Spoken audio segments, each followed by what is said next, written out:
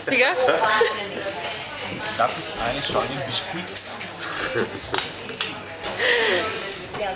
В италианско кафе се намираме в Квакенбрюк. И пием италианско кафе. Дани яде сладолед с пистаки. Аз си очаквам моя шоколад с пеперончино.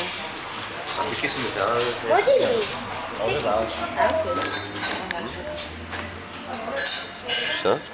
Аз съм очакване съм на горещ шоколад с пеперончино чили. Сега ще го опитаме.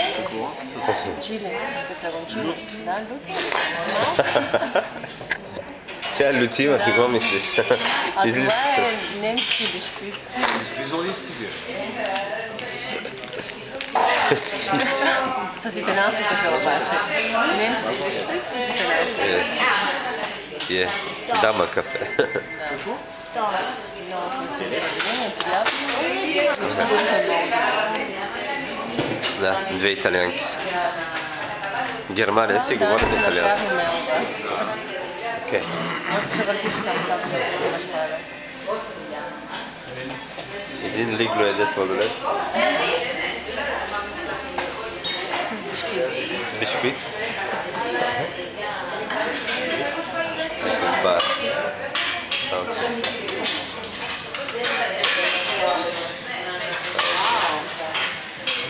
Окей. Дойде и моят горещ шоколад с чили.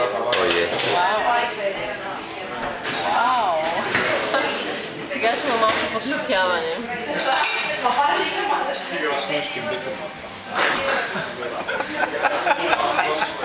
Не ми прилича много на шкембе-чорба, но е върховно.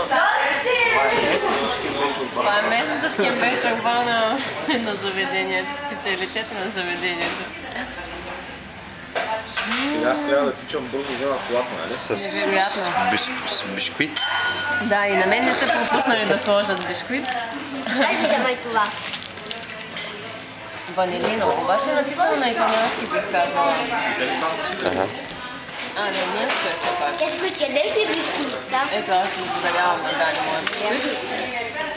Продължавам да пия разкошното какао с пеперончино. Просто е невероятно, бих казала.